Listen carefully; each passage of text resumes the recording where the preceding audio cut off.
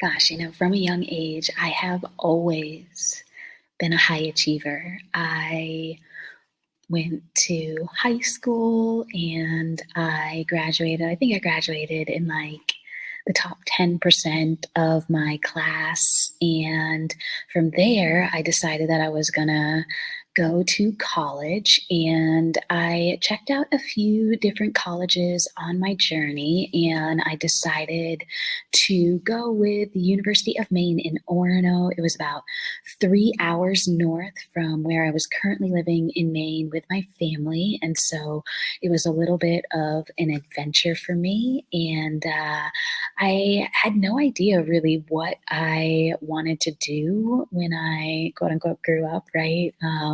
From a young age, I had this desire to become an Olympic gymnast. And it wasn't that young of an age. It was actually the 1996 Olympics, which made me about 11 years old is when I had this dream of becoming an Olympic gymnast. And I went after it. I did gymnastics for quite a few years until I actually got injured. The story of my injury is quite crazy. I was doing giants on a bar, and it was actually a metal bar. And don't ask me why we had a metal bar in there. I still don't know to this day, but it was a metal bar, and you put these straps around your wrist so you're like attached to the bar. And so I'm doing these giants, and a giant just means that you're going around the bar and you're stopping at the top and doing a handstand on the top of this bar. And so many people had, done these handstands on the top of the bar. I think there was like this pressure point, and one day the bar just broke. It broke in half, and I was attached to the bar, so I like fell down, and like one side of my body dislocated, my wrist, my shoulder, and my elbow. It was pretty intense, and that was the end of my gymnastics career. I was only about 5 years in or so. I was like 16 when it happened, and so my dreams of going to becoming an Olympic gymnast, they kind of ended in that moment. And so I had no idea what I wanted to do. I knew that I loved math. Math was my jam. I was always in advanced math in high school. I did advanced calculus when I was a junior, which was unheard of. I was the only junior in the class with all seniors. And then my senior year, I actually got to go to college for math because there were no more math classes for me. And so I knew that I had this love for numbers and math. I just had no idea what I wanted to do. And so I decided I would become a biomedical engineer, and went to school for biomedical engineering. And let me tell you, I quickly changed my major and decided that that was not what I wanted to do. I switched it a couple of times.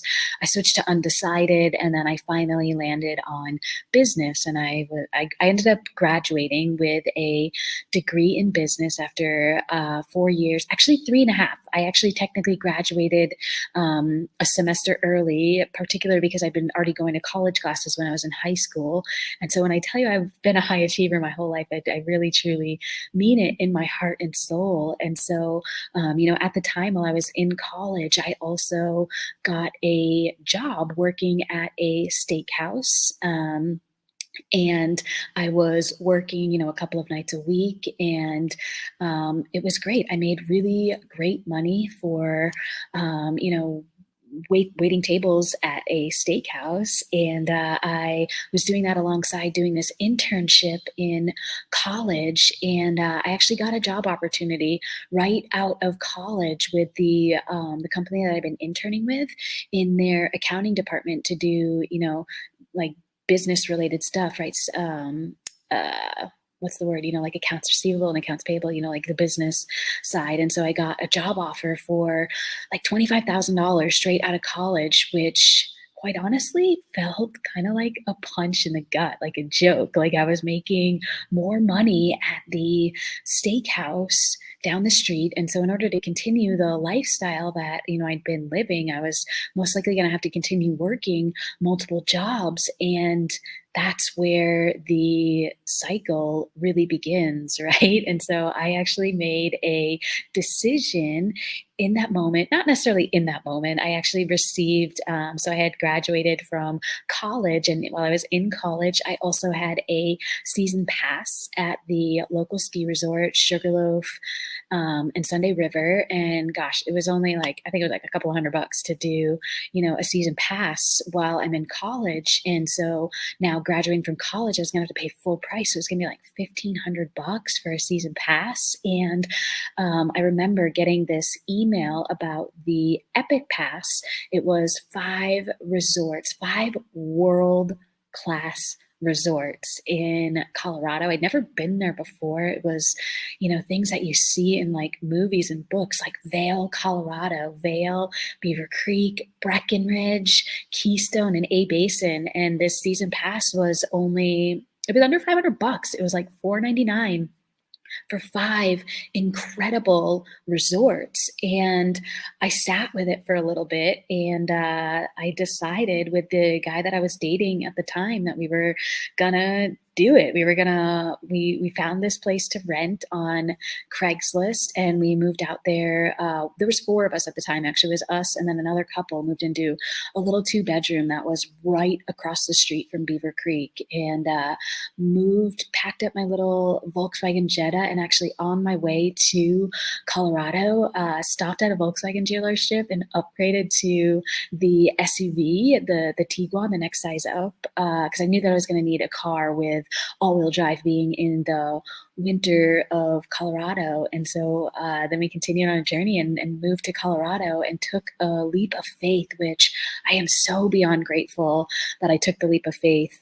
It was so scary to, move to another state, especially one that I'd never been there before and like knew nobody whatsoever, and moved there, and everything kind of unfolded and unraveled at the same time, right? I got a job at this, again, waiting tables right at the base of Beaver Creek. And my relationship that I was in, I'd been with this guy for 3 years. And for whatever reason, we moved to Colorado. It all came undone. But I'm so grateful because I don't think I would have ever moved to Colorado on my own. And so I'm so grateful. And, we stayed friends throughout it all. And I tell you what, that was like the best season of my entire life. I snowboarded 120 days that season, meaning that I was on the mountain almost every single day. I was working in this bar, mostly working the night shift, so like 3 p.m. to 3 a.m. sometimes, and getting off work, sleeping for a couple of hours, and then going out and snowboarding. And I would we had a snowboard locker at work, and I would just put my snowboard in the locker and go to work. And it was just like, that was the cycle, just like snowboarding and working and snowboarding and working. And I tell you what, I had so much fun. I met so many people. I met so many incredible friends. And fast forward a couple of months later, that is when my ex-boyfriend introduced me to my now husband, Roger, right? So you never know where you are going to meet your person, your life person. You never know whether you're going to meet them. And so, met him in the parking lot at Red Rocks. And I'm so grateful. I'm so grateful for it all. And it was a wild journey that first year of us together. But I tell you what, I knew the moment that I met him, it was this feeling of like, I've like known you in like lifetimes before. Like, it was just like, we knew each other and we were meeting each other at the same time. It was just like this beautiful thing. And so, anyway, fast forward, right? So we lived in Colorado together. We lived, actually first we lived separate. So he was in Summit County and I was in Vail area. And so we were commuting over Vail Pass, which is intense. It's intense. There's so much freaking snow, and we were traveling over the pass to see each other, every single night, pretty much. Like, we were together like every single day from the day that we met. We were together. And so finally, after about 6 months of that, after one winter season, we decided to move in together, and we got this cute little tiny cottage in Frisco, where our oh my gosh, it was like our living room was our dining room, was our kitchen, was our bedroom. Like our bedroom was lifted this high in the air, and all of our stuff was underneath the bed. And then we had a little tiny bathroom which had a litter box in it because we also had our cat in there too. It was the tiniest little cabin right on Main Street in Frisco. But I swear, if you can live like that with somebody, you can live anywhere with somebody. And that's like the true test, right? And so, shortly after that, he proposed to me and we got engaged. We were only engaged for a short time, about 9 months, and then we got married. And that was in 2012. So we're going to celebrate our 12-year wedding anniversary coming up this May, which is crazy. 12 years feels like it's gone by so quickly, and like again, it feels like we've just known each other forever. And so yeah, I can't believe it. And so yeah, about a couple of years later, after moving to Frisco with Roger, I got a job at the Butterhorn Bakery waiting tables again. And eventually, a couple of months later, there was an opportunity for a management position that opened up. And I was like, oh, maybe this is, my opportunity for me to use the degree that I went to college for and, get like my dream job, right? And so I got the job. I became the manager of this restaurant, and the owner was going to teach me everything that she knew. And a couple of weeks later, she died unexpectedly on Christmas Day. She was like 50 years old, and she had a heart attack. And it was a pretty difficult time in my life.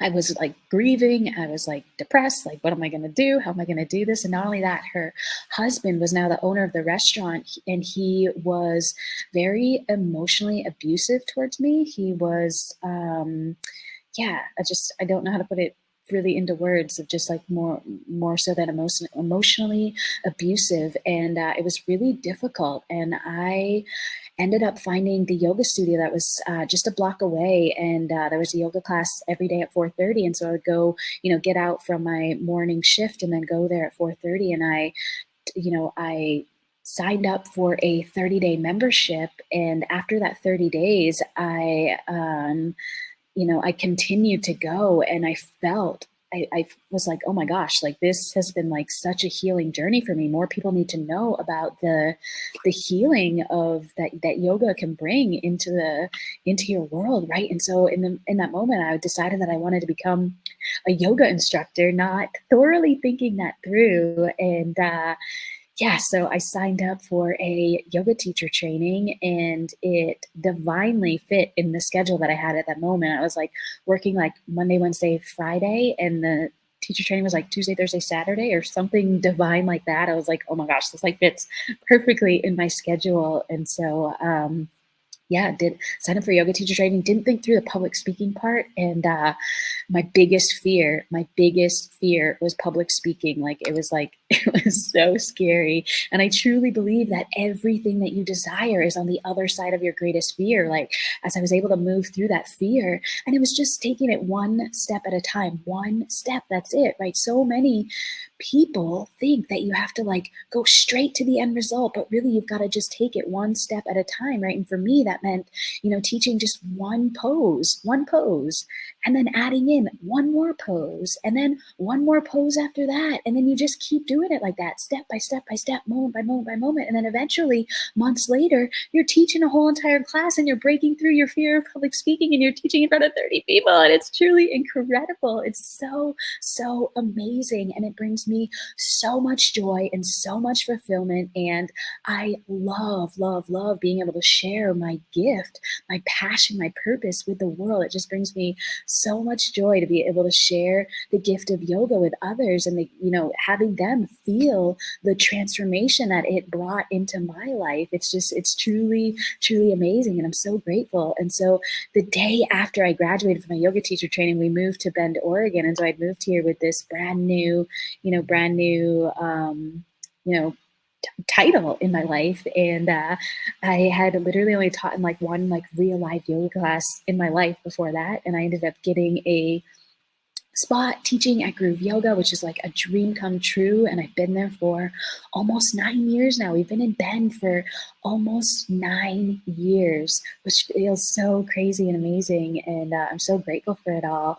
And so, yeah, I got my first teaching job was at Groove. And then I got a job working at Jackson's Corner, which is another restaurant. I ended up manifesting the lead barista position there and got to make beautiful lattes. I was working like 5 days a week, and then eventually ended up teaching at 4 different yoga studios. And so I was baristaing 5 days a week and then teaching at 4 different yoga studios. And at that point, I wasn't really practicing anymore. I wasn't doing my own physical practice. And I reached my point of burnout of like, oh my gosh, like I can't do this anymore. It's like, it's too intense and it's too much. And I don't know how I'm going to move forward. I don't know what I'm going to do, but I know that I got to do something different. And so I ended up, putting in my notice from working 40 hours a week at this job. And it was actually after a huge realization that I had. So I had requested time off to go to the Equinox, what was it?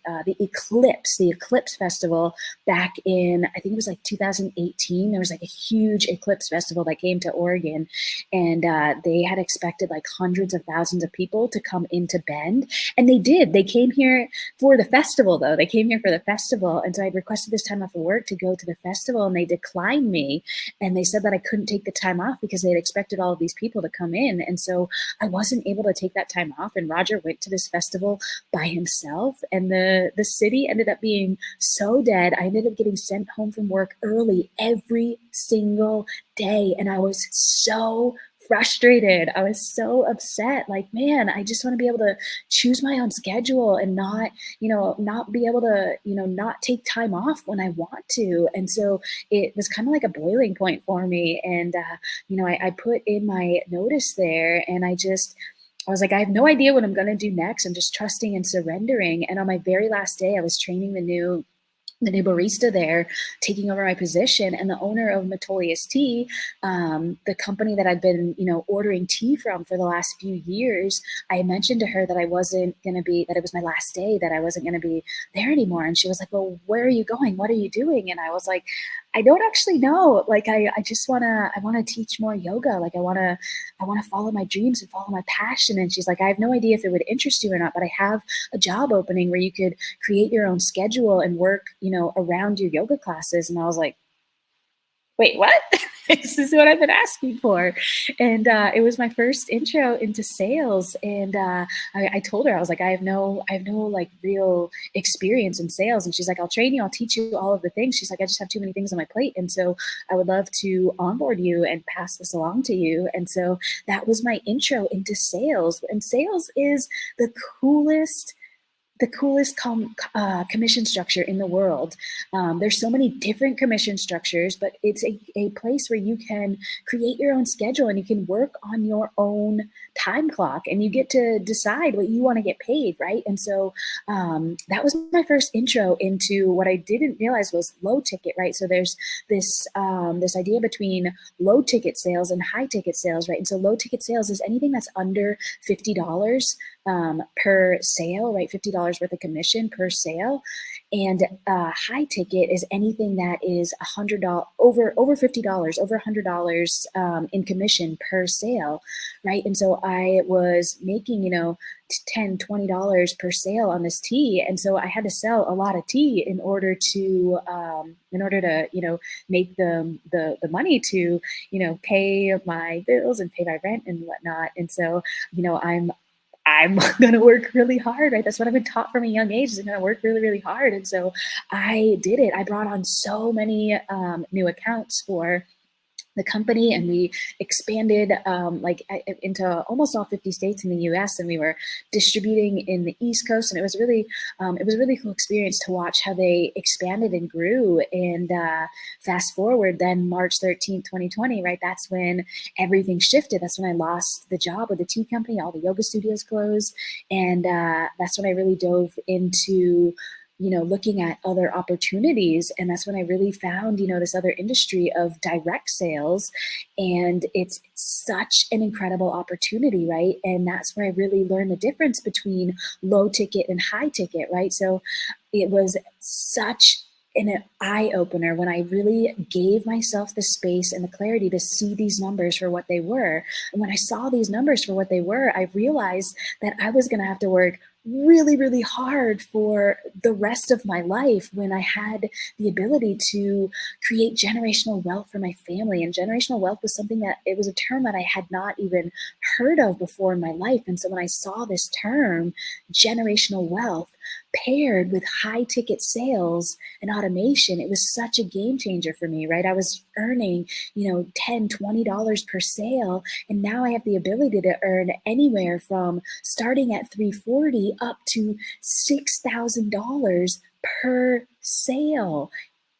$6,000 per sale. Like I wasn't even making that much in like a month. Never mind, like it's crazy. Like these numbers and what you're able to really create, right? And so this company is built differently. It is a 50-year-old company that has stood the test of time, right? When you are looking to partner with a company, you really want something that has proven the test of time, tried and true for years and years, right? And so when I found this company, when I found this compensation plan, when I found this generational wealth, when I found this opportunity for health to be able to help people up level their health, it was a no-brainer for me, a no-brainer. And I had a lot of difficult conversations that I had to endure over the next few weeks and months as I transitioned. And I cannot tell you, the only regret that I have is not starting sooner. Like I wish that I had started this, 5, 10, 20 years ago, but we can't live our lives in regret. And the only thing that we can do is we can't change our past. The only thing that we can do is change the meaning behind our past, right? And so I just really recognize that every single thing has been a stepping stone for where I am now, right? I'm really just so grateful for, right? Started off in customer service and learning how to, interact with customers, moving into sales and learning how to do sales, and moving into low ticket, right? And learning about low ticket. I feel like if I had not found high ticket before low ticket, I feel like it wouldn't have made sense to me. Like I wouldn't have known, I wouldn't have known and understood the difference. And so it's been such a game changer. And I really have this massive, massive vision to change the world and make a massive impact in the world. And I found the vehicle to do it with. And so anyway, if this resonates with you in your heart and soul, right, it is the spring equinox. It's time for change. It's time for new beginnings. And this is the year 2024. It's the year of the dragon, the year of transformation, the year of abundance, right? This is your year. The time is now. If you are looking for a sign, if you are looking for a change, I would love, love, love to share with you this masterclass. It's called Life by Design, with one of my incredible mentors who I so dearly love, love, love being able to learn from, who has changed my perspective on everything, who has really just given me a whole new perspective on life. And I want to be able to gift that to you too, right? This is such a beautiful gift to be able to share with others and really make a massive impact in the world. And so if you know that you are somebody that is made for more, you weren't just put on this planet to just pay bills and die, you were put on this planet to make a massive impact, let's connect. Send me a DM. I love, love, love to connect. And it's your time. It is your time. The time is now. I'm rooting for you. I'm cheering you on, and I love you so much.